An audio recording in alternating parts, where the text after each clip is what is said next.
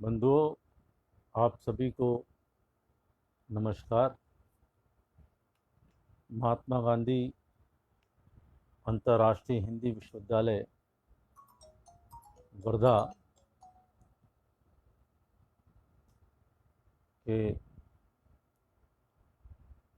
अखिल भारतीय विद्यार्थी परिषद द्वारा आयोजित ये फेसबुक लाइव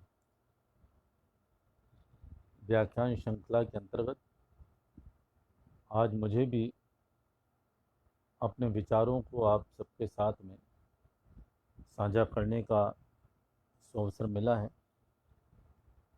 इसलिए मैं अखिल भारतीय विद्यार्थी परिषद के अंतर्राष्ट्रीय हिंदी विश्वविद्यालय की इकाई को हृदय से धन्यवाद देता हूँ। विशेष रूप से हर्ष रंजन जी को, जिन्होंने मुझे आमंत्रित किया, विवेकानंद जी को, जिन्होंने मुझसे संपर्क स्थापित किया, और सबसे अधिक हमारे मित्र प्रोफेसर बलवान गौतम जी को, जो कि धर्मशाला में बी.आर. अम्बेडकर पीठ के प्रोफेसर हैं और राष्ट्रीय समाज विज्ञान परिषद, जो कि एक श्रेष्ठ कार्य कर रहा है पूरे भारतवर्ष में कि समाज विज्ञान को औपनिवेशिक मानसिकता से कैसे मुक्त कराया जाए, उसके वे कार्यकारिणी के सम्माननीय सदस्य भी हैं। मैं महात्मा गांधी अंतर्राष्ट्रीय हिंदी विश्वविद्यालय के वर्तमान कुलपति प्रोफेसर रजनीश शुक्ला का भी आभार व्यक्त करता हूं कि उन्होंने जब से आए हैं इस विश्वविद्यालय में, तब से नवाचारों की एक श्रृंखला प्रारंभ की है, जिसमें व्याख्यान भी होते हैं, वेबिनार्स भी होते हैं, प्रकाशन भी होते हैं, और भिन्न भिन्न स्थानों में वो जाकर के स्वयं भी श्रेष्ठ व्याख्यान देते हैं। अभी उनका एक व्याख्यान बनारस हिंदू विश्वविद्यालय के दीनदयाल शोध पीठ पे हुआ, उसकी काफ़ी सराहना हुई, ऐसी सूचना मुझे प्राप्त हुई थी। आज का विषय एक महत्वपूर्ण विषय है और इसको लेकर के मैं भी काफ़ी रोमांचित हूँ। वो है कि भारतीय समाज पर आरोप और वास्तविकता। भारतीय समाज जो हमारा अपना समाज है, जिसके हम सभी एक महत्वपूर्ण अंग हैं, उसके बनाने वाले संगठक हैं,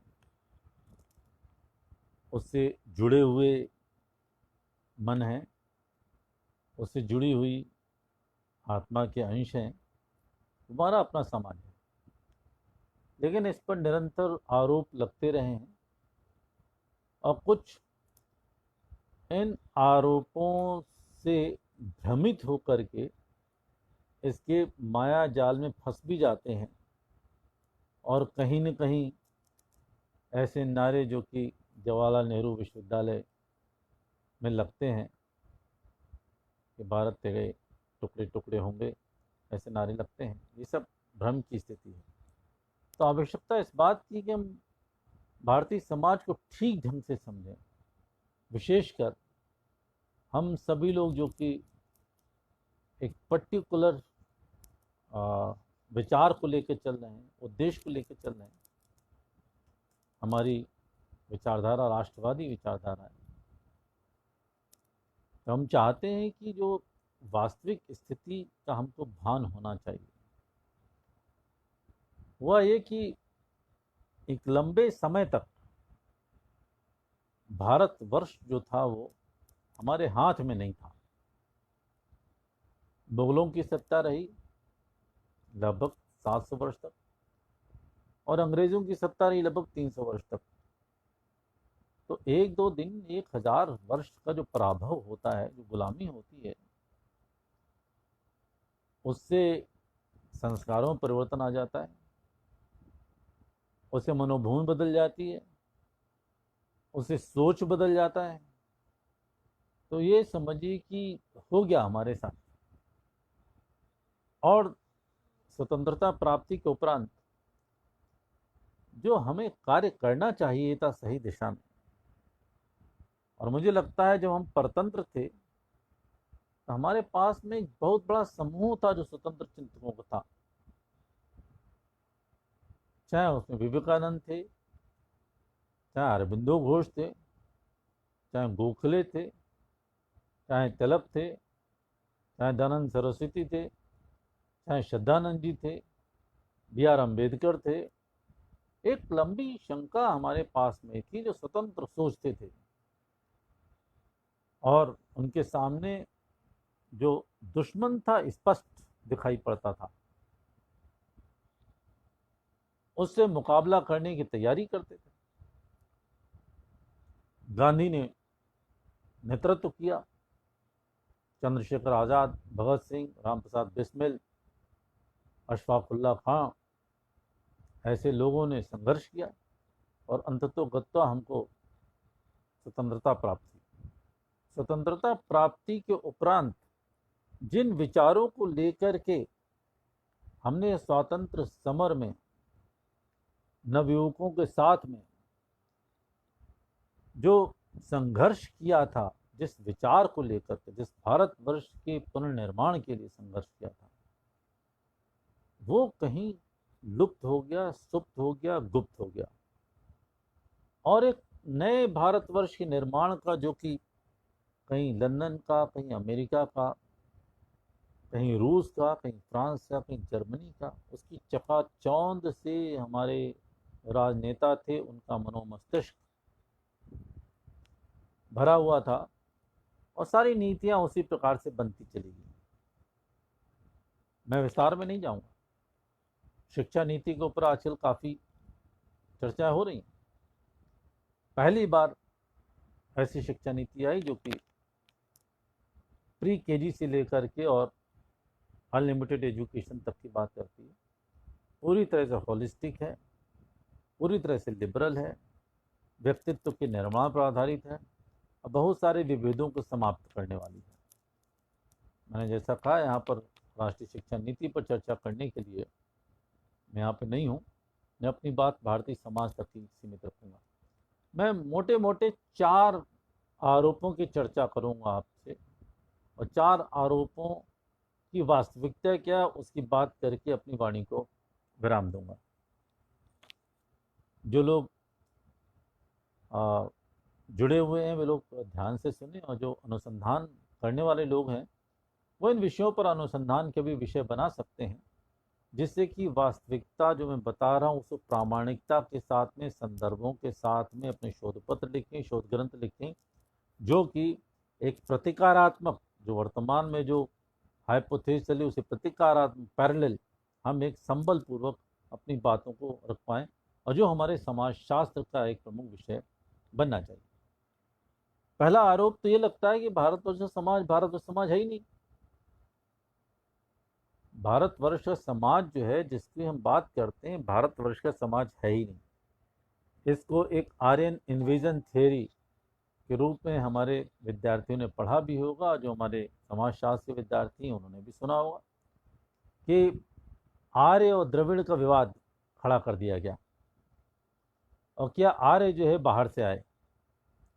आर्य बाहर से आए, ठीक है, तो मुस्लिम भी बाहर से आए थे, मुगल बाहर से आए थे, ब्रिटिशर्स भी बाहर आए थे। तो जिस प्रकार से आर्य बाहर से आए थे, भारतवर्ष पर उनका अधिकार नहीं है। मुगल भी बाहर से आए थे, उनका अधिकार नहीं है। ब्रिटिशर्स बाहर से आए थे, उनका अधिकार नहीं, और सबका अधिकार है। मतलब भारतवर्ष जो है वो सबका है, जिसे नो मैन्स लैंड बोलते हैं।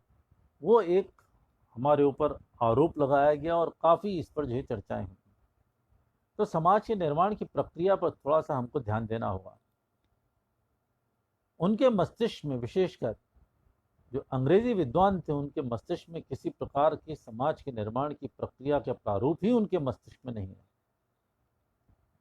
उन्होंने देखा किस प्रकार से यूरोपीय समाज का निर्माण हुआ, कैसे वहाँ के राष्ट्रों का निर्माण हुआ। वहाँ राष्ट्र का निर्माण की प्रक्रिया संक्षेप में ही है। कुछ कबीले लोग, कुछ पुरुष स्त्रियों के साथ साथ एक स्थान से दूसरे स्थान पर, दूसरे स्थान से तीसरे स्थान पर निरंतर भ्रमण करते रहते थे। 2 ही आवश्यकता थी, भोजन की और दैहिक आवश्यकता के लिए उनके साथ महिलाएं रहती थी, उनमें कोई भी किसी प्रकार का नियम नहीं। और भोजन के लिए आखेट, किसी स्थान विशेष से उनका कोई लगाव नहीं।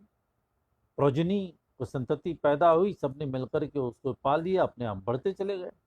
दूसरे स्थान पे गए, वहां यदि कोई उनसे बलि मिल गया, उसे संघर्ष हुआ, उसकी शरण में चले आए। यदि कमजोर मिला तो उसको जीत करके उस पर शासन कर लिया, और शासन के कुछ अपने आप ही कुछ नियम बना लिए। तो किसी स्थान विशेष से उनका कोई लगाव नहीं, व्यक्ति विशेष से कोई लगाव नहीं, कोई उनकी परंपरा नहीं, कोई उनकी संस्कृति नहीं। जिस प्रकार से जो उनका चल रहा था हिसाब किताब, उसी प्रकार से वो निरंतर जो है वो चलते चले गए। और कुल मिलाकर जैसे समय बढ़ा, वैसे वे कुछ व्यवस्थाएं विकसित हुई, और ये हमारा एक यूनाइटेड स्टेट्स बन गया, यूनाइटेड स्टेट्स अमेरिका बन गया, ये यूनाइटेड किंगडम मिल गया। बहुत सारे क्षेत्र थे, उनको यूनाइट कर दिया तो यूके बन गया, बहुत सारे स्टेट्स उनको जोड़ दिया तो यूएसए बन गया। ऐसी ही संरचना का पूरा इतिहास भरा पड़ा है। इसलिए वहां पृथ्वी के साथ में, भूगोल के साथ में, देश के साथ में, राष्ट्र के साथ में कोई भावनात्मक संबंध वैसे नहीं है जैसे कि भारतवर्ष में अपनी भूमि के साथ में। हमारे यहाँ माता पृथ्वी पुत्रों पृथिव्या का भाव लेकर के चलते हैं। ये पृथ्वी हमारी माँ है और हम इसके सब पुत्र हैं। जब पुत्र पुत्रियां हो गए तो उनमें हमारे सहोदर सहोदरी भाव हो गया, हमारा उनसे संबोधनों का एक संस्कार बनता चला गया। हम उनको भाई कहते हैं, बहन कहते हैं, पुत्री कहते हैं, माता कहते हैं, इतना संबोधनों का संसार हमारा बनता चला गया। भारत तो हमने माँ का दर्जा है, हमने भारत माता कहते हैं। भारत माता इसीलिए कहते हैं कि इससे हमारे जो है वो माँ और पुत्र जैसे संबंध हैं, और देश उन्हीं का होता है जो कि अपनी पृथ्वी से पुत्र और माता के संबंध रखते हैं। इसको सिद्धांत रूप में ले लीजिए। यदि पूछे कि देश किसका है, तो हम कहें कि भाई जो हमारे देश को माँ मानता है, माता मानता है, देश उसी का, उसके हम बेटे हैं। और जो नहीं मानते हैं, देश को अपनी माता नहीं मानते, उनका ये देश नहीं है। हम एक डिवाइड लाइन खींचते चले जाते हैं। भारतवर्ष का उद्भव की यदि हम बात करें तो देखिए कि सारे देशों की एक पर्टिकुलर आपको ईयर मिल जाएगा, एक डेट मिल जाएगी, और किसका विशेष योगदान बनाने वाला वो मिल जाएगा। उदाहरण के तौर पर हम जानते हैं पाकिस्तान जो 1947 बन गया, बांग्लादेश 1971 बन गया, ऐसे ही समझिए और भी देशों मिल जाएंगे। लेकिन भाई भारतवर्ष कब बना? भारतवर्ष जो है वो 1947 से पहले था। भारतवर्ष 1847 से भारतवर्ष था। हजारों साल से पहले भारतवर्ष विद्यमान था, और इसके प्रमाण हमारे पास में निरंतर मिलते चले जा रहे हैं। उन प्रमाणों पर अनुसंधान भी हुए हैं, और उनको लेकर के मैं चाहूँगा हमारे शोधार्थी हैं, विद्यार्थी परिषद से जुड़े हुए या अन्य विद्यार्थी हैं, वो अनुसंधान करें। यदि हम कहें आर्य बाहर से आए थे, तो क्या ये हिमाचल भी बाहर से आ गया? ये गंगा जमुना सरस्वती नदियाँ भी बाहर से आ गई, या वनस्पतियाँ भी बाहर से आ गई? ये भौगोलिक क्षेत्रफल भी बाहर से उड़ के आ गया? ये समुद्र भी बाहर चले आए, जिनके ऋग्वेद में बताया गया है कि भारतवर्ष कौन सा राष्ट्र है, इसकी पूरी परिभाषा बताई गई है। जिसके उत्तर में हिमाचल पर्वत है और दक्षिण में जिसके कि समुद्र है, इन दोनों के मध्य में जो क्षेत्र है उसको हमने भारत नाम कहा है। ये समझिए कि संज्ञा आज नहीं, कम से कम 10-20 हजार साल पहले का जो हमारा वेद पुराण है उसमें हमारा इसका लेख मिलता है। जब ये आरोप लगाया गया कि भारतवर्ष का अपना इतिहास नहीं है, इसका समझिए भौगोलिक सीमा नहीं है, इसके लिए भी हमारे पास में प्रमाण मिलते चले जाते हैं। महाभारत का काल क्या है? आरोप ही लगाया कि महाभारत तक तो जो हो ही नहीं है, तो कपोल कल्पित चीज़ें। तो जब ये पता चला एक ही महीने में 2 चंद्रग्रहण कब पड़े थे, तो हमारे वास्तुशास्त्रियों खोज निकाला 5151 साल पहले ये स्थिति बनती है। वो स्थिति बनी तब रूस के कुछ वैज्ञानिकों ने कुछ समझिए ध्वनियाँ पकड़ने लगी, तब धीरे धीरे जब समझिए कि उत्खनन हुए, उससे पता लगा महाभारत का काल ही है। श्रीमद् भगवद गीता का काल जो है 5151 वर्ष हो जाता है। राम सेतु था ही नहीं, आरोप लगाया गया, सब बेकार बातें करते हैं। रामायण तो कपोल कल्पित है। जब नासा के वैज्ञानिकों ने बताया नहीं भाई ये रामेश्वरम से लेकर श्रीलंका की परिधि को जोड़ने वाला ये राम सेतु है, उसका जब चित्र बना दिया, और चित्र बनाने में कौन सा मेटल लगा कौन से पत्थर लगा इसे बता ही नहीं पाए, और उसकी एक जो है मेटल डिटेक्टिंग के माध्यम से एक अवधि बता दी इतने वर्ष पहले बना था, और उसकी उपयोगिता ये बता दी कि वहां पर कभी सुनामी जैसे जो है वो तूफान नहीं आएंगे, ये इसकी उपयोगिता बनती चली गई। तो उससे सिद्ध हो गई। अभी जब इंडस वैली सिविलाइजेशन की खुदाई हुई, उससे पता चला कि ये मोहनजोदाड़ो हड़प्पा की जो खुदाई से भारतवर्ष की जो सभ्यता कितनी पुरानी है। पहले बताती ये तो समझ गंवार लोग हैं, ये तो सपेरों का देश है, ये तो बंदर नचाने वाले देश है, यहाँ लोगों की इसमें संस्कृति नहीं। ये कार्ल मार्क्स, मैक्स वेबर, मिल इत्यादि जितने भी समाज मैकियावेली जैसे जितने भी समाज विज्ञानी विश्व भर के हैं, उनमें जो है वो जेके गैल्ब्रेथ का भी नाम लेना चाहूँगा, डब्ल्यू रास्टो का भी नाम लेना चाहूँगा। इन सब ने जो है ऐसा आरोप लगाया था कि भारतवर्ष में कुछ था ही नहीं। तो जब इंडस वैली सिविलाइजेशन आई तब चीज़ें और स्पष्ट हो गई। और जो सरस्वती के बारे में बताया, सरस्वती वैली सिविलाइजेशन जब होने वाली, सरस्वती नदी थी नहीं, अब सरस्वती नदी का उत्खनन हुआ, उससे पता चलेगा हमारा इतिहास जो है और भी पुराना चला जाएगा, और भी चीज़ों को पता चल जाएंगी। जब आयरन इन्वेजन थ्योरी की बात आई तब ईरानी खेड़ी में उत्खनन हुआ, और उसमें महिला कंकाल में 3 लाख साल पुराना जो है उसका डीएनए मिल गया, और वो यहाँ से लेकर के अफगानिस्तान तक का डीएनए एक जैसा मिलता चला रहा है। तो कहाँ से चीज़ें आएंगी? तो पहला आरोप जिसमें ये कहा जाता है कि फिराक गोरखपुरी का शेर है, वो सुनाना चाहूँगा कि उन्होंने कहा कि सर ज़मीने हिंद पर अक़वाम आलम के फिराक काफिले बसते गए हिंदुस्तान बनता गया। ये उन्होंने कह दिया, काफिले आते गए और हिंदुस्तान बनता। अरे काफिले बसने से कोई भी देश नहीं बना करता। विदेश में यूरोपीय अमेरिकन देश बनते चले गए होंगे, यूनाइट कर लिया होगा।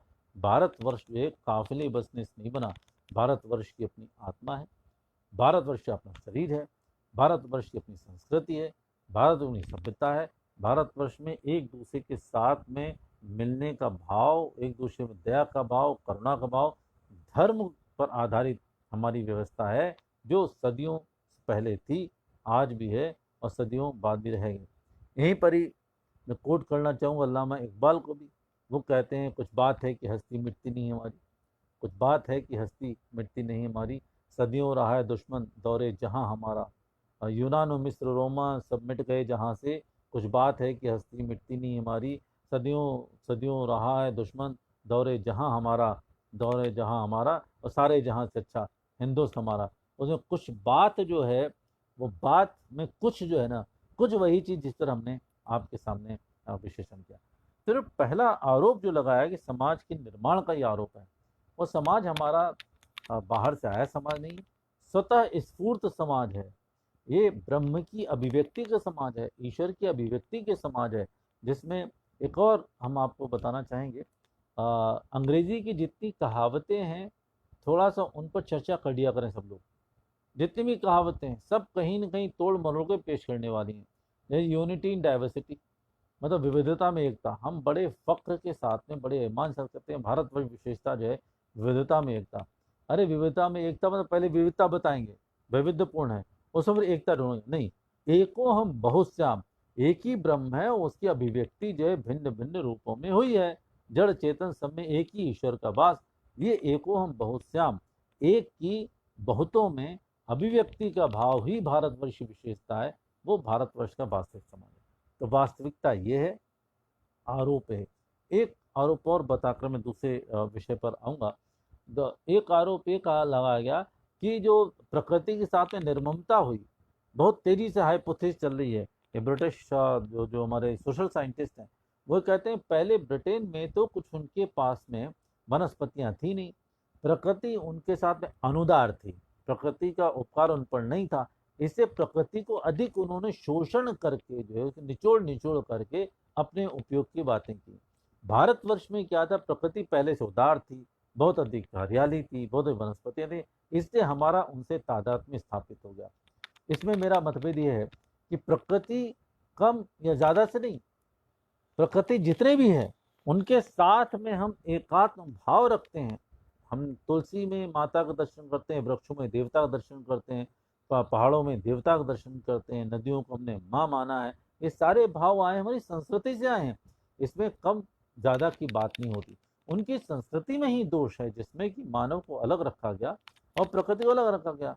चाहे वो न्यूटन हो चाहे बेकन हो, वो सब इस पर ही कहते हैं इसको कितना अधिक निचोड़ेंगे उससे अधिक उतना लाभ प्राप्त होगा।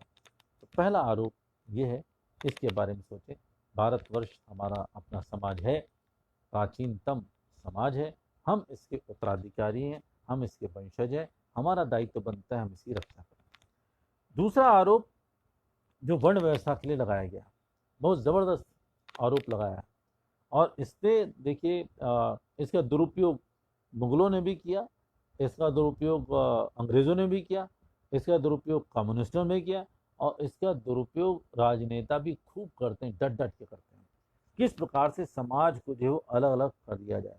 तो वर्ण व्यवस्था के अंतर्गत 4 वर्णों की बात की गई। मनु ने बताया 4 वर्ण हैं, ब्राह्मण, क्षत्रिय, वैश्य और एक चौथा वर्ण, इसकी बातचीत की गई। अब इसको लेकर ये कहा गया सब अलग अलग हैं।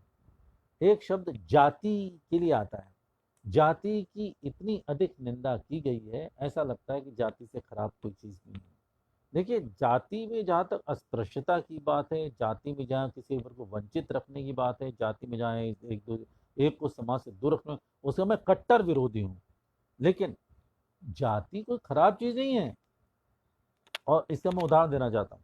आप दुर्गा सप्तशती के 5वें अध्याय में पढ़ेंगे कि श्लोक आता है, मैं कल ही पढ़ रहा था और आज भाषण देना तो इससे तैयारी भी हो गई। या देवी सर्वभूतेषु जाति रूपेण संस्था, नमस्तस्यै नमस्तस्यै नमस्तस्यै नमो नमः। जो ये देवी जो सारे देवियों में जाति के रूप में स्थापित है, जो जाति के रूप में समझिए विद्यमान है, उसे मैं प्रणाम करता हूँ। तो समस्त जातियों में ये दुर्गा देवी ही विद्यमान है, संस्थित है, तो उसमें अलगाव कैसे हो सकता है? अलगाव हुआ है तो गलत है और किसी के दूसरे कारणों से हो सकता है। यही मैं एक और पाठ कर रहा था, जब देवी अंबिका गई, वहाँ देखा जाकर के अपने दक्ष प्रजापति के यहाँ उनके पति शंकर भगवान का जो है वो नहीं है, हिस्सा नहीं। तो बोलेंगे माना है कि संसार में बहुत सारे बहुत सारे दुख हैं, लेकिन सबसे कठिन जाति है माना। संसार में बहुत सारे दुख हैं, लेकिन सबसे कठिन दुख होता है अपनी जाति का बना। वहाँ जाति क्या है? पूरे समुदाय का भाव होता है। तो जाति समुदाय मतलब जाति जो है कहीं देश का, आध्यात्मिकता का प्रतीक है। एक दैशिक शास्त्र पुस्तक है, मैं चाहूँगा हमारे विद्यार्थी पढ़ें, बद्री साहब दुल्धरिया जी किताब। उन्होंने प्रारंभ से किया कि जाति से तात्पर्य होता है देश, देश ही जाति का पर्यायवाची। अगर देश जाति है तो इसको लेकर अलग अलग भाव नहीं आने चाहिए। लेकिन आरोप तो है, इसकी सिद्धि होनी चाहिए, इसका उपचार होना चाहिए। वास्तविकता क्या है? वास्तविकता ये, वर्ण में 4 वर्ग बताए गए, लेकिन ऋग्वेद से शुरुआत होती है इसकी। जो ऋग्वेद में पुरुष सूक्त की कल्पना की गई। पुरुष सूक्त बात ये कहता है भाई एक पुरुष है, पुरुष कोई मैन और वीमेन वाला पुरुष नहीं है, वो परम पुरुष ईश्वर की सत्ता है। अब ईश्वर की सत्ता का पुरुष शरीर होता है कि नहीं होता, ब्रह्म तो निराकार होता है, उसका क्या मुंह होगा, क्या पेट होगा, क्या पैर होंगे, भगवान जाने, उसकी हम बात नहीं करते। लेकिन उसने कहा कि हमारे हिस्से हैं, तो 4 हिस्से उसके एक ही शरीर के हैं। जब एक ही शरीर के 4 हिस्से हैं, सर भी उसका है, मुख भी उन्हीं का है, भुजाएं भी उसकी हैं, उधर भी उनकी हैं, जंघाएं भी उसकी हैं, तो कौन छोटा कौन बड़ा? हम कैसे कह सकते हैं पैर छोटे हैं और हाथ बड़ा है और मुंह बड़ा है और सर बड़ा? ये सब बेकार बात है। जब एक ही शरीर के सब हिस्से हैं, और जब हृदय से रक्त संचार होता है, तो जिसको जितना आवश्यक होता है वो रक्त हृदय अपने आप देता रहता है। यदि पैरों की जरूरत है पैरों पहुंचाएगा, भुजाओं चाहिए, मुंह को बोलने की चाहिए वो चाहिए, मस्तिष्क सबकी चिंता करता है, वो भी सारी चीजें। तो हम यदि बायोलॉजिकल देखें, बायोलॉजिकल में यदि एक ही शरीर होता है, तो एक शरीर में सबका सब में संबंध होता है। हम ये नहीं कह सकते हैं कि मुख का पृथक अस्तित्व है, भुजाओं का पृथक अस्तित्व है, उदर का पृथक अस्तित्व है और पैरों का पृथक अस्तित्व है। सबका पृथक पृथक अस्तित्व दिखाने का जो काम था, वो क्या किया? कुछ तो समझिए, लोग स्वार्थी तत्व प्रत्येक समाज में होते हैं। हमारे सनातनी हिंदू समाज में भी स्वार्थी समझते, उन्होंने अपने कहीं उच्चता का भाव, कहीं निम्नता का भाव रख करके अपनी जिसे जिसे कहते हैं स्वार्थपरता कारण इसमें अलगाव कर दिया, और उसका लाभ उठा लिया किसने? मुगलों ने भी, और समझिए कि ब्रिटिशर्स ने भी, और साथ साथ समझिए कि कम्युनिस्टों ने, ये तीनों को हम एक साथ इसलिए रखते हैं कि तीनों का भाव एक ही है, किस तरह समाज को बांटा जाए, और जाति को लेकर के लोग बहुत बांटते हैं। एक दूसरा भाव बताना चाहता हूँ, जो श्रीमद् भगवद गीता में कहते हैं भगवान श्री कृष्ण, चतुर्वर्गम मया सृष्टम गुण कर्म विभाग सा। हमने गुण और काम, हमने गुण देखे, व्यक्ति के गुण देखे और काम उसके अनुसार बांट दिया। हमने ये व्यक्ति है, पढ़ने पढ़ाने वाला है, उसमें पढ़ने वाला है, काम दे दिया, उसकी फैकल्टी इस प्रकार की है, इसकी सुरक्षा करने का मसूद दे दिया, ये व्यापार करते व्यापार करते, सर्विस सेक्टर में जाएगा उस सर्विस से काम दे दिया। ये सारे काम हमने जो है व्यक्तियों के गुणों समाज को देख के बांट दिया। भाई इसमें कौन सी गलत बात है? आज भी जो हम देखते हैं कि मैनेजमेंट का जो सबसे बड़ा फंडामेंटल है कि right person at right place, सही व्यक्ति को सही स्थान पर ले जाने वाला काम जो है मैनेजमेंट का, ह्यूमन रिसोर्स रिक्रूटमेंट होता है, उसका सबसे बड़ा काम होता है।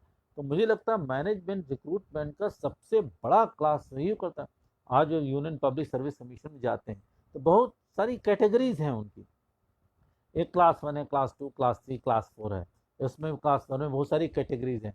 तो सबका जो इवेल्यूशन इसलिए किया जाता है कि इसके अंदर पर्टिकुलर विशेषताएं हैं कि नहीं, does he possess those officer type qualities or not.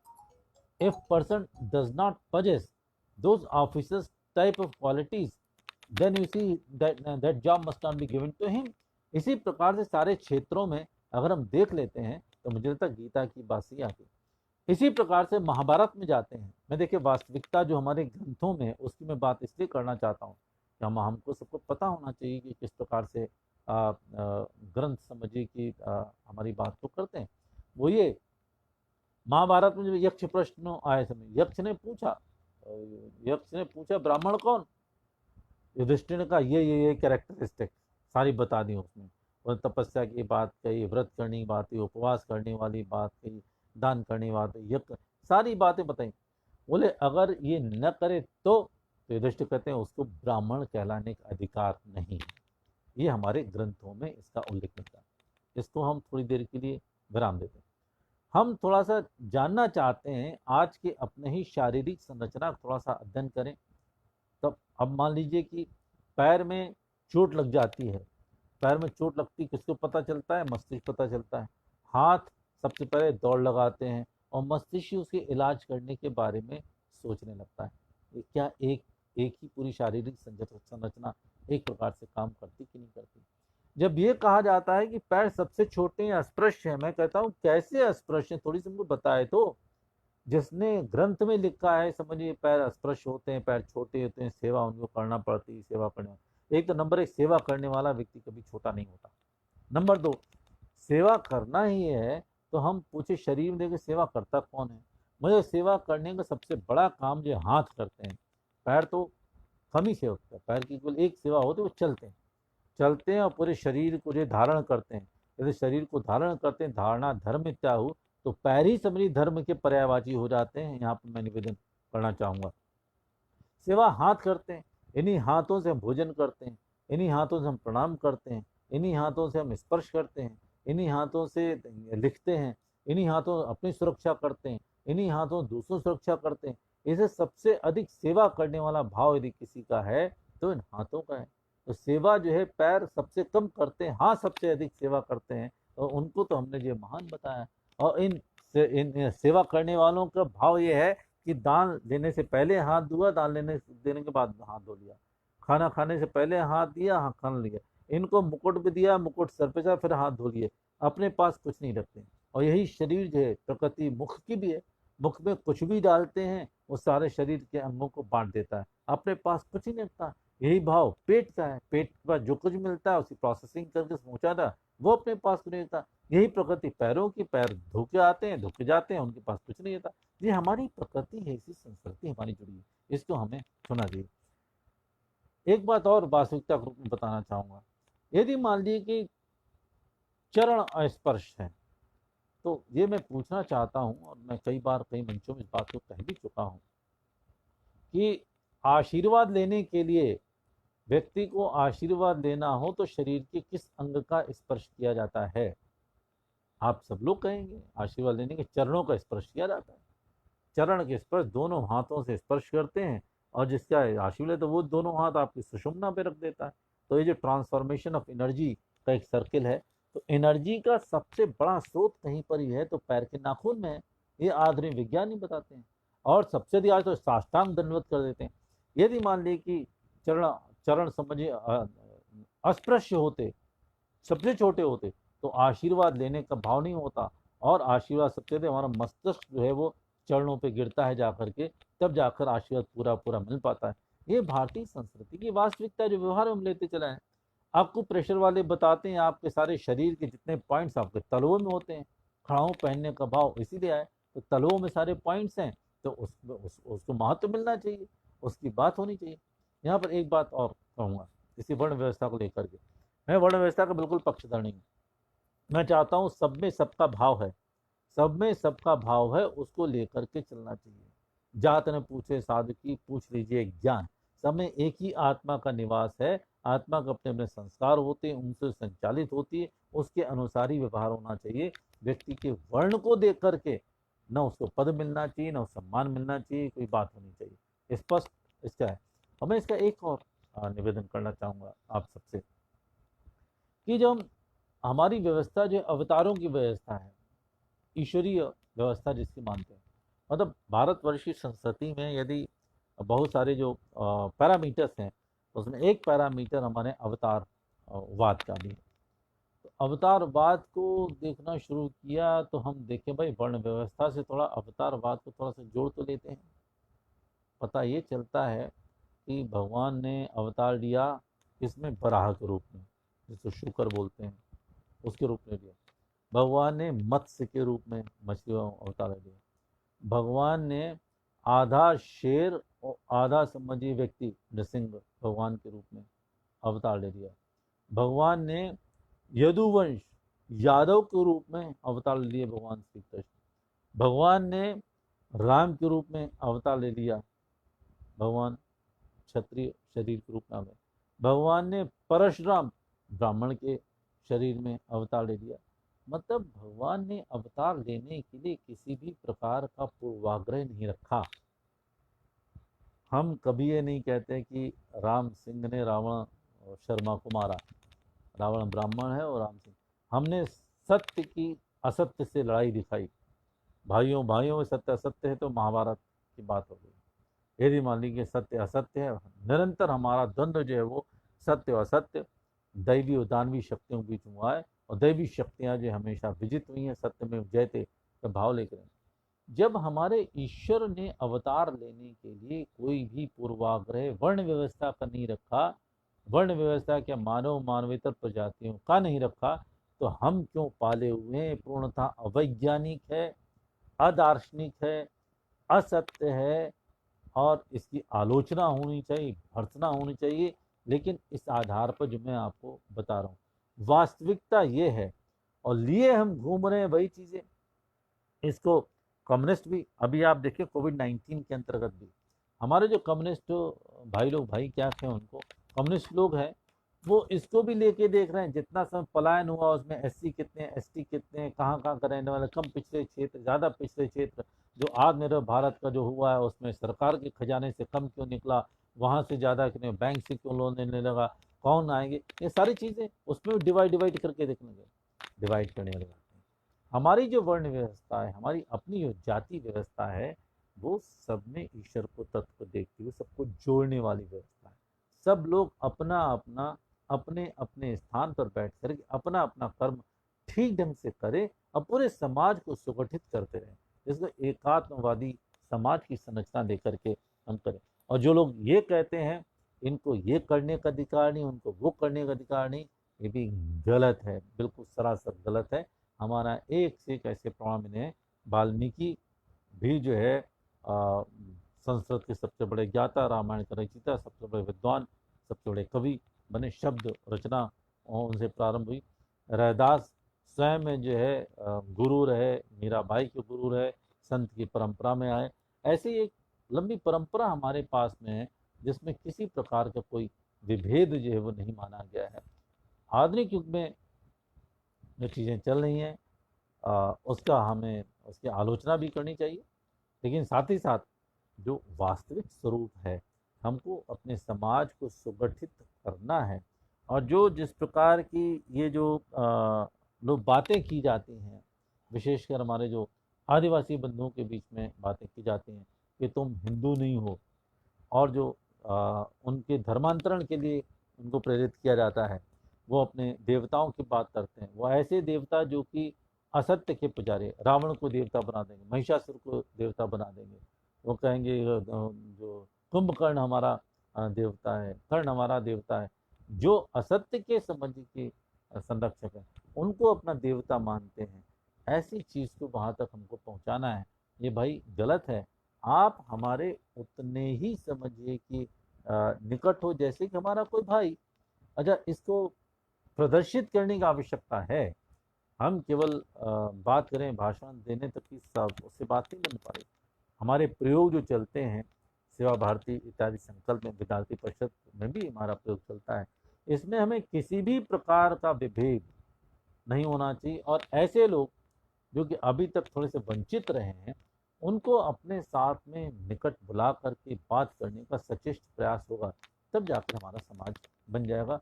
और प्रयास यदि हम सुदूर क्षेत्रों में जाएं, तो वर्धा के आसपास में काफ़ी आदिवासी क्षेत्र है, वहाँ पर जाएं, उनसे हम बात करें, जाकर के विकृतियाँ हैं उनको दूर करने का भी हमको प्रयास करना चाहिए। ये दूसरे आरोप की बात मैं करता हूँ। जो तीसरा आरोप जो लगता है हमारे ऊपर कि भाई भारतवर्ष तो पितृसत्तात्मक व्यवस्था है, भारतवर्ष तो पैट्रियार्कल सोसाइटी है, मतलब कि मैन डोमिनेटेड सोसाइटी है। मैन जो है वीमेन का डोमिनेशन करता है। पुरुष ने स्त्रियों पर को अपना गुलाम बना के रखा है। स्त्रियों को स्वतंत्रता नहीं दी, स्त्रियों को पढ़ने की स्वतंत्रता नहीं दी गई, स्त्रियों को बाहर निकलने की स्वतंत्रता नहीं दी गई। स्त्री जो है पुरुष की जो है वो निरंतर सेवा करने के लिए बनी हुई है।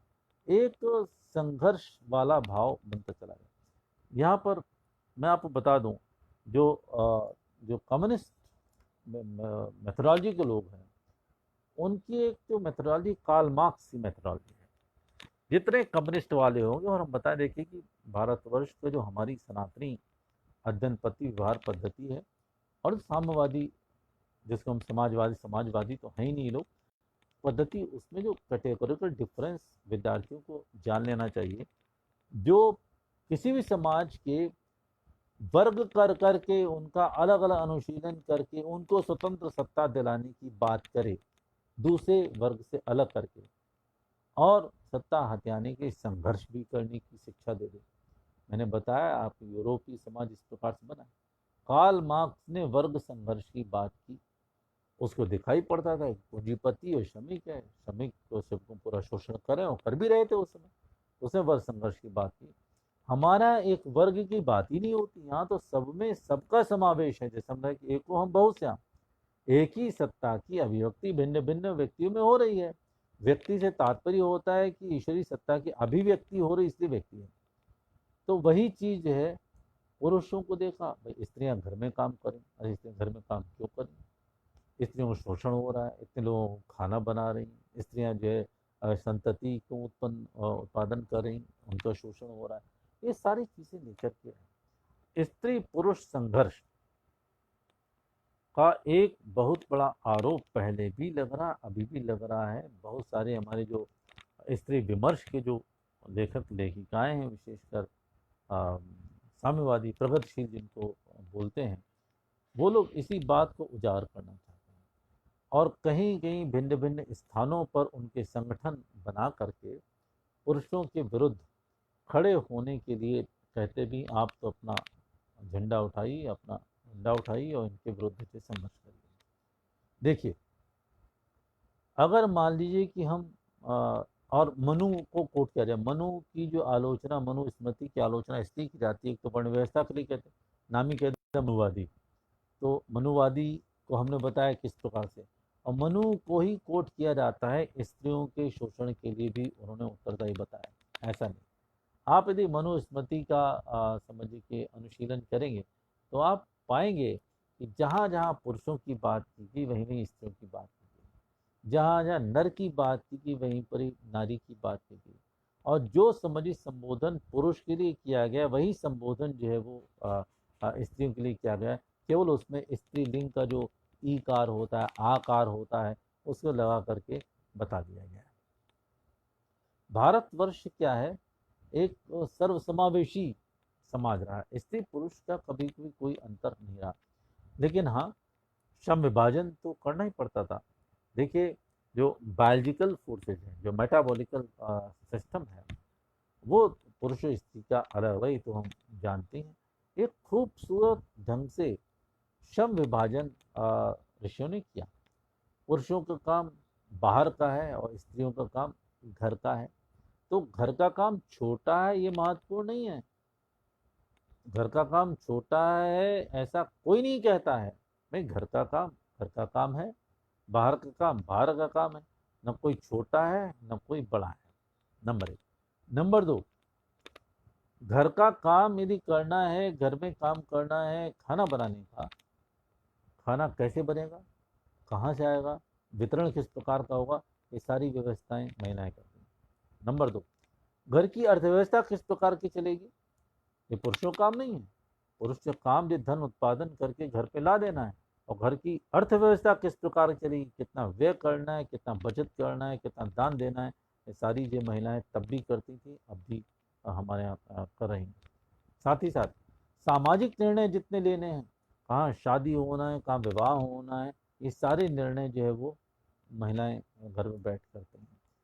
सांस्कृतिक निर्णय जितने लेना है, पूजा पाठ पर्व इतिहास इत्यादि जो भी काम करना है, वो सारे काम स्त्रियां करेंगी। तो कैसे कह सकते हैं कि स्त्रियों का योगदान कम है। ये भी कहा गया स्त्रियों को पढ़ने का अधिकार नहीं था। कैसे कह दिया। हमारे यहाँ गार्गी, सरस्वती, मदालसा, स्त्रियों की इतनी बड़ी पूजा का एक नियम बना हुआ है, जो हमारे विद्वान थे। यहाँ तक आज सबको पता ही है, जब मंडन मिश्र और शंकराचार्य के बीच में शास्त्रार्थ हुआ, तो लेकिन न्याय कौन करेगा। तो न्याय करने के लिए मंडन मिश्र की पत्नी को ही तय किया गया, और न्याय वही कर सकता है जो कम से कम समान विद्वान होगा, वही न्याय कर सकता है। गार्गी ने न्याय किया। साथ ही साथ न्यायाधिपति की हैसियत से होते भी पतिव्रत धर्म को भूली नहीं। उसने कहा, जब पराजित कर दिया मंडन मिश्र को, माला सूखने लगी, तो उसने कहा, नहीं, अभी तो आपने आधे अंग को ही हराया, पूरे अंग को हराया। तो उन्हें ब्रह्मचर्य संबंधित प्रश्न पूछे, वैवाहिक जीवन से प्रश्न पूछे। शंकर ने कहा, हमको तो इसका पता ही नहीं है। तो उन्हें फिर आप हार गए, और नहीं, हमको 6 महीने का अवधि दीजिए। 6 महीने जाकर कायाकल्प किया। वो कहानी लंबी है, लेकिन निर्णय लेने वाली तो अधिकारिणी वो थी। इसलिए वो युद्ध क्षेत्र में कैकेयी का उदाहरण हमारे पास में है। कैकेयी, दशरथ जो है वो कैकेयी के युद्ध में ले जाते थे, और युद्ध में उसी को ले जाएंगे जो युद्ध क्षेत्र में उतनी ही पारंगति जिसको होगी। और सबको पता है कि धुरी जब निकल गई पहिया की, तो अपनी उंगली लगा दी उन्होंने, और तब तक उंगली लग रही जब तक पूरा युद्ध नहीं हो गया। कितनी सशक्त, कितनी बलशाली शरीर से कैकेयी रही होगी। ये बात दूसरी है कि उन्होंने 2 वरदान ऐसे मांग लिए कि आज के तारीख में उनका नाम नहीं लेते, लेकिन एक विषय तो आता है तो उसको लेते हैं। 3 देवियों का भाव, सरस्वती पर एक लेख तैयार कर रहा हूँ, उसमें जो है सरस्वती, लक्ष्मी और दुर्गा, तीनों को ही सारी चीज़ों में, जैसे बताया, या देवी सर्वभूतेषु, सब में देवी के ही वास की बात की। तो ये अनर्गल प्रलाप है, स्त्री और पुरुष जो वो अलग अलग है। यहाँ पर एक मैं भाव देना चाहता हूँ कि एक अवधारणा जो कि भारतीय संस्कृति में हमको प्राप्त होती है, वह अर्धनारीश्वर की। अर्धनारीश्वर की जो कल्पना है वो विश्व में कहीं पर भी नहीं है। अर्धनारीश्वर भगवान शंकर और पार्वती जो है एक ही शरीर के 2 अंग हैं। इस पर एक अमेरिकन लेडी ने किताब लिखी, हाफ गॉड। तो हाफ गॉड वो सोच रही हाफ गॉड, ये half God is complete God. Completeness जो है वो आती ही तब जबकि पुरुष स्त्री दोनों एक हो। भगवान शंकर और पार्वती, कब जो है शंकर का रक्त जो है पार्वती को जा रहा है, कब पार्वती का रक्त शंकर को जा रहा है। Complete God. आप जाएंगे बैंकॉक में, इंडोनेशिया, थाईलैंड में, तो बीचों बीच शहर में एक अर्धनारीश्वर भगवान की जो वहाँ पर मंदिर की स्थापना की गई। थोड़ा सा शब्दों पर ही ध्यान दें, तब भी हमको पता जाएगा। यदि शी लिखते हैं तो शी बिना ही के नहीं हो सकता। वोमेन जो है बिना मैन के नहीं हो सकता।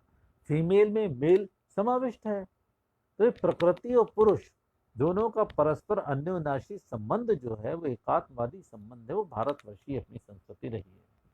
आज की तारीख में जिस प्रकार से स्त्रियों का में उच्चृंखलता बढ़ रही है, हमें थोड़ा सा उस पर भी निर्णय लेना पड़ेगा। और जो केवल कहते हैं पितृसत्तात्मक ही व्यवस्था रही है, ऐसा नहीं है। हम सामूहिक निर्णय होते रहे हमारे भारतीय समाज में, और उन सामूहिक निर्णयों को लेकर के ही हमने स्थापित किया है। कभी किसी प्रकार का विभेद नहीं है। हमने परिवार को एक संस्कार के रूप में लिया है, हमने विवाह को संस्कार के रूप में लिया है। और देखिए, विदेशियों को विशेषकर अमेरिकन यूरोपीय लोगों को यदि सबसे बात खटकती है भारतवर्ष की कि भारत में समाज बिखरता क्यों नहीं। हम जाति की बात करते हैं, वर्ण की बात करते हैं, सब कुछ करते रहते हैं। हमने आरोप भी लगाए, हमने उनको गुलाम भी बनाए, तो भारत जो इंटैक्ट दिखाई पड़ता है। तो भारतवर्ष के मूल है परिवार व्यवस्था। भारत जो कुटुंब व्यवस्था है वो सबसे महत्वपूर्ण इकाई है, और इस कुटुंब की व्यवस्था को तोड़ने के लिए भी बहुत सारे समय प्रयास किए जा रहे हैं। और मैं कहूँगा टूटी में शिथिल तो हो रही है, इसमें तो दो राय नहीं है। लेकिन फिर भी हमारे संस्कारों में, संस्कृति में इतनी मजबूती है कि हम उसको, अपने कुटुंब को जो है वो बनाए हुए हैं। और इस कुटुंब को लेकर के ही हमने वसुधैव कुटुंबकम का भाव रखा है। एक परिवार, व्यक्तिगत परिवार से लेकर के हमारे अंदर साहस है। हम पूरे विश्व को परिवार के रूप में पहले भी मानते थे और आज ही मानते हैं। जब हमने अपनी योग विद्या को विश्व के साथ में साझा किया, तो वो विश्व परिवार के कल्याण के लिए हमने बातचीत की। हम जो संस्कृत को जो है विश्व परिवार से साझा करना चाहते हैं। हमने कभी भी अपने ज्ञान में कोई भी property right, intellectual property right की बात नहीं की। हमारे यहाँ से चीनी यात्री आए, फायान आए, होएनसांग वो ले गए, मैक्स मूलर आए वो ले गए, जर्मन साहित्यकार ले गए, वेदों को ले गए, जर्मनी वाले ले गए, अमेरिकन्स ले गए, यूरोप में जो बड़ी संस्थाएं बनी हुई हैं, रशिया में जो अनुसंधान हो रहा है। हमने कभी भी किसी ग्रंथ को अपने पास में अपनी प्रॉपर्टी राइट बना कर नहीं रखा, क्योंकि हम मानते हैं ये जो चीज़ वो ईश्वरी है, ये सबके सामने साझा होनी चाहिए। ये जो तब से लेकर अभी भी कोविड-19 के अंतर्गत भी हमने जिस प्रकार से खाद्यान्न सामग्री पहुंचाई है, जिस प्रकार से अपनी दवाइयाँ पहुंचाई हैं, वो उसी भाव को लेकर के हम काम करें। तो जो स्त्री पुरुष का जो अलग अलग होने का आरोप लगता है भारतीय समाज पर, पितरात्मक व्यवस्था का आरोप लगता है, वो निराधार है। वास्तविकता ये है कि पहले भी, आज भी और आगे भी स्त्रियां ही जो है भारतीय समाज में, देखिए अपवादों की बात नहीं कर, अपवाद जो हर जगह हो सकते हैं। ये भी हो सकता है कि शोषण भी हो सकता है, ये भी होता है कि घरेलू हिंसाएं भी जो है वो हो सकती हैं। सब कुछ होता है। और समय समय पर क्या हुआ, इनके प्रतिकार की बात भी आई। सती प्रथा के बारे में भी आप सही ढंग से मनुस्मृति को पढ़ेंगे तो उसमें नहीं लिखा, उसमें अग्ने और अग्रे, अग्रे लिखा है। जब समझिए कि पति की जब चिता जाएगी तो उसके आगे आगे जो है पत्नी जाएगी। अब अग्नि शब्द बनता ही नहीं, अग्नये बनता है। उसमें अग्रे था, रा के मुंडी थोड़ी सी जो अग्नि हो गई, अग्नि वाले हो गए, उसको उसको जला देना चाहिए। ये गलत चीज़ है। इसके सही ढंग, सही परिप्रेक्ष्य में जो है हमको बात करनी पड़ेगी। और जब जब सही ढंग से, जब सही परिप्रेक्ष्य में जब चर्चा होगी, जब बात होगी, तब समझिए कि तब चीज़ें जो है वो स्पष्ट आ जाएंगी। देखिए, बराबरी कोई आपत्ति नहीं, बराबर होना चाहिए। बराबरी में भी कार्य का जो विभाजन है वो ठीक ढंग से होना चाहिए। इसमें किसी को भी नहीं, अपनी प्रतिभा को बढ़ाने के लिए, क्षमताओं को बढ़ाने की, क्षमताओं का उपयोग करने के लिए किसी को आपत्ति नहीं। लेकिन कोई बड़ा कोई छोटा है, ये भाव ठीक नहीं। न पुरुष बड़ा है, न स्त्री छोटी है, न स्त्री बड़ी है, न समझे पुरुष छोटा है। ये समता का भाव जब लेकर के चलेंगे, तब भारतीय समाज को जो है और भी श्रेष्ठ दिशा दे पाएंगे। ये तीन आरोप और तीनों की वास्तविकताएं मैंने बंधुओं आपके साथ में साझा की, आपको मैंने बताने की कोशिश की। थोड़ा सा एक और आरोप जो है भारतीय संस्कृति पर ही लगता है, जिसकी बात मैं निरंतर करता चला है। भारतीय संस्कृति कर्मकांड पर आधारित है। भारतीय संस्कृति पोंगापंथी पर आधारित है। भारतीय संस्कृति तो रूढ़ियों पर आधारित है। ये सारी चीज़ों को लेकर के भी जो है वो हमारी आलोचना पर आरोप लगाए गए। मैं कहता हूँ कि भारतवर्ष के बारे में कई चिंताएं हुई। जैसे कहा गया कि भारतवर्ष का अपना भूगोल है, राष्ट्र की बात जब आई, देखिए राष्ट्र और राज्य में भी जो है बेसिक डिफरेंस होता है। राज्य किसी का भी हो, लेकिन जो है वो राज्य किसी का भी हो, राष्ट्र जो है हमारे हाथ में था। राष्ट्र जो है वो वहाँ के जो बृहत्तर मूल समाज होता है उनकी चेतना से संचालित हुआ करता है, वो राष्ट्र होता है। विदेशों में क्या हुआ, उन्होंने जियो पॉलिटिकल स्टेट की बात की, एक जनसंख्या थी और भूगोल था, उसको लेकर के उन्होंने अपने राज्य की कल्पना कर उसको नेशन मान लिया। हमारे यहाँ ऐसा नहीं। राष्ट्र अलग है, राज्य अलग है। राज्य की राष्ट्र का अपना शरीर है, राष्ट्र देवता की बात हमने की, राष्ट्र देवता है, राष्ट्र का अपना रक्त है, राष्ट्र की अपनी संस्कृति है, राष्ट्र की अपनी आत्मा है। राज्य करने वाले कुछ लोग और हो सकते हैं, राज्य तो चलाने वाली जो सरकार चलाने वाले शासन चलाने वाले कुछ लोग हो सकते हैं, उनका अपना नियम हो सकता है। तो राज्य मुगलों के हाथ में था, तब भी राष्ट्र भारतवर्ष के पास में था। राज्य जो है ब्रिटिशर्स के पास में, तब भी राष्ट्र हमारे पास में था। और राज्य जो है वो कुछ और लोगों के पास में, तब भी राष्ट्र हमारे पास में था। जिस राष्ट्र का जागरण जो है कल 5 अगस्त को होने वाला है, आप सभी लोग बड़े रोमांचित भी हैं, उत्साहित हैं। सारा पूरा भारतवर्ष जो है बड़ा प्रफुल्लित उत्साहित है। जो सैकड़ों वर्ष का जो एक पराभव था हमारे ऊपर, जो गुलामी का चिन्ह था, उसको हम उतार फेंकेंगे। और कितनी कठिन तपस्या की हमारे ऋषियों ने, मुनियों ने, नेताओं ने, समाज के श्रेष्ठ कार्यकर्ताओं ने वो किए। उस संस्कृति का जो पैरामीटर है, जो मूल तत्व है, उसको हम कल स्थापित करने वाले हैं। प्रधानमंत्री जी अयोध्या में जाकर के रामलला के मंदिर का भूमि पूजन करेंगे। सारी चीज़ें स्पष्ट आप सबके पास में। तो संस्कृति क्या है? भारतवर्ष सांस्कृतिक राष्ट्रवाद है। भिन्न भिन्न व्यक्ति हैं, लेकिन व्यक्तियों को जोड़ने वाले काम कौन है? पुरुष को पुरुष के साथ में, पुरुष को समाज के साथ में, समाज को सृष्टि के साथ में, और सबको ईश्वर के साथ में जोड़ने का काम जो संस्कृति करती है। हमारी संस्कृति जो है वो कर्मकांड नहीं है। हमारी संस्कृति सिर्फ पूजा पद्धति तक ही सीमित नहीं है। हमारी संस्कृति कहती है तुम कोई भी कर्म कांड करो, कोई भी पूजा पद्धति करो, बस हम पर विश्वास करो। सिर्फ हम पर विश्वास करो तो हम तक पहुंच जाओगे। यही 3.5 मिनट की जो स्पीच दी थी विवेकानंद ने 1893 में शिकागो में, उसका भाव यही था कि सारे धर्मों को आप अपनाते चले जाओ, किसी धर्म को आप अपनाओ, अंततः गत्ता जो है हमारे पास ही आओगे। ये सनातन धर्म की सबसे बड़ी विशेषता है। ये सनातनी हमारी संस्कृति है। लेकिन संस्कृति में हमने प्रकृति के साथ में तालमेल बैठाने वाले सारे नियम बनाए थे। संस्कृति में, प्रकृति में सूरज है तो सूरज की उपासना करने का हमने नियम बना दिया। अरे मान ली प्रकृति में वन संपदा है तो वन के साथ में तादाद में स्थापित करने की बना दिया।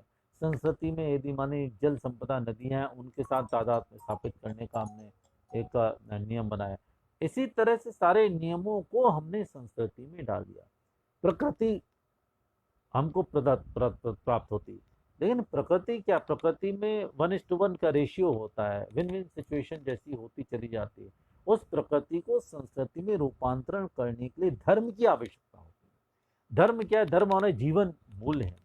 धर्म जीवन मूल्य ऐसे हैं जैसे धर्म में दया है, धर्म में करुणा है, धर्म में परोपकार है, धर्म में चोरी न करने का भाव है, धर्म के अंतर्गत त्याग है, धर्म के अंतर्गत विश्वास है, धर्म के अंदर वो सारी की सारी चीजें हैं जो कि हमको जीवन जीने के लिए आवश्यक होती हैं।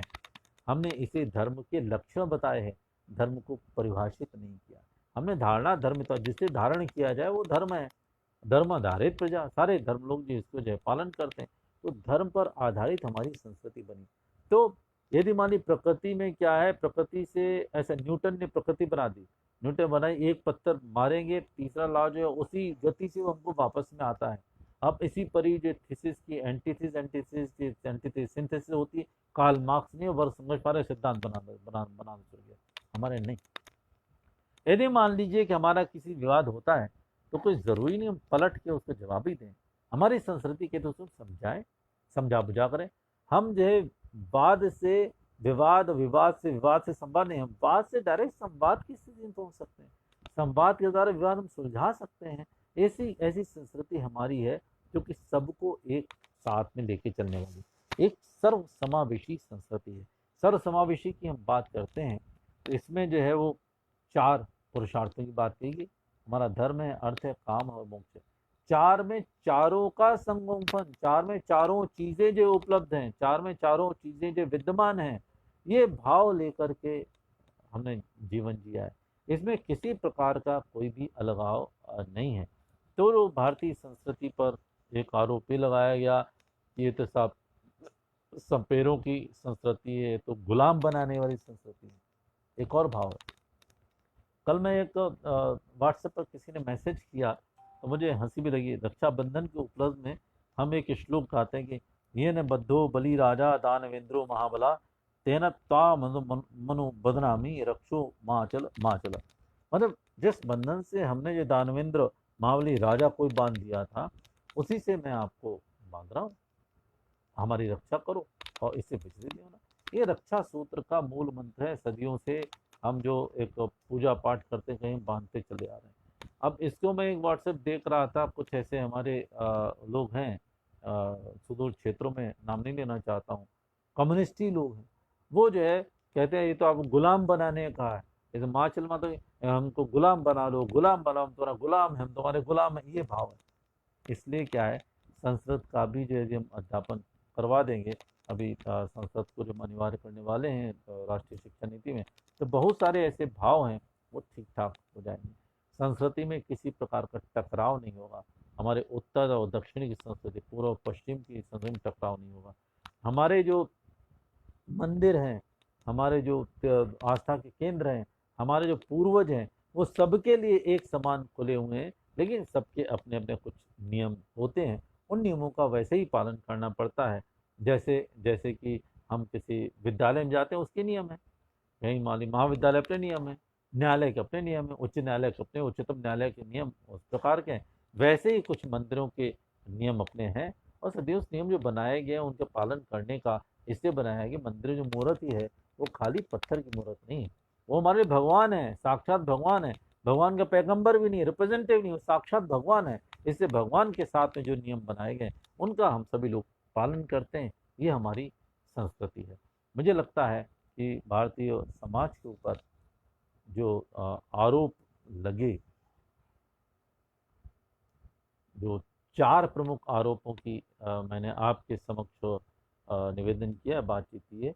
पहला हमारा था कि भारतीय समाज की संरचना का ही आरोप है, वो तो काफिले बसते गए हिंदुस्तान, वो नहीं है। हमारा समाज है ब्रह्म स्फूर्त समाज है, आत्म स्फूर्त समाज है, एक कंप्लीट हमारी इकाई है, एक राष्ट्र चेतना संपन्न हमारा समाज है, और सब हमारे जो भाई भाई हैं सभी लोग उसमें आते हैं। दूसरा जो आरोप लगाया गया कि वर्ण व्यवस्था को लेकर के, वो बिल्कुल गलत है। तीसरा आरोप जो स्त्री पुरुष के संबंधों विवाद को लेकर किया गया है, वो बिल्कुल गलत है। चौथा, संस्कृति को जो लोग कहते हैं प्रतिगामी, पीछे ले जाने वाली, नहीं, हमारी संस्कृति जो ऊर्ध्वगामी संस्कृति है। हमने तमसो माँ ज्योतिर्गमय, अस्तो माँ सदगमय, मृत्युर्मा अमृतम गमय का हमने उद्घोष किया है। हमने वसुदेव कुटुंबकम का उद्घोष किया है। हमने सर्वे भवन्तु सुखिनः का उद्घोष किया है। हम सबको जो साथ साथ लेने वाले, चलने वाले हैं। तो आरोप एक तरफ लगे, और वास्तविकता क्या है, हमें वास्तविकता को जीवन में जीना है, और जी करके भारतवर्ष का जो अपना स्वरूप है, वास्तविक स्वरूप है, उसको स्थापित करने के लिए हम चेष्टावान होना है। और अखिल भारतीय विद्यार्थी परिषद के पदाधिकारियों को मैं नमस्कार करता हूँ। ये बहुत ही श्रेष्ठ संगठन है, बड़े बड़े अनुष्ठान इसने किए हैं और अभी भी अनुष्ठान में लगा हुआ है। इनके पदाधिकारी विशेषकर विवेकानंद जी, हर्षचंद्र जी को मैं प्रणाम करता हूँ कि उन्होंने मुझे आज के इस आयोजन में सम्मिलित किया और हम अपनी कुछ बातों को आपके सामने रखने का अवसर प्रदान किया। बहुत बहुत धन्यवाद। वंदे मातरम।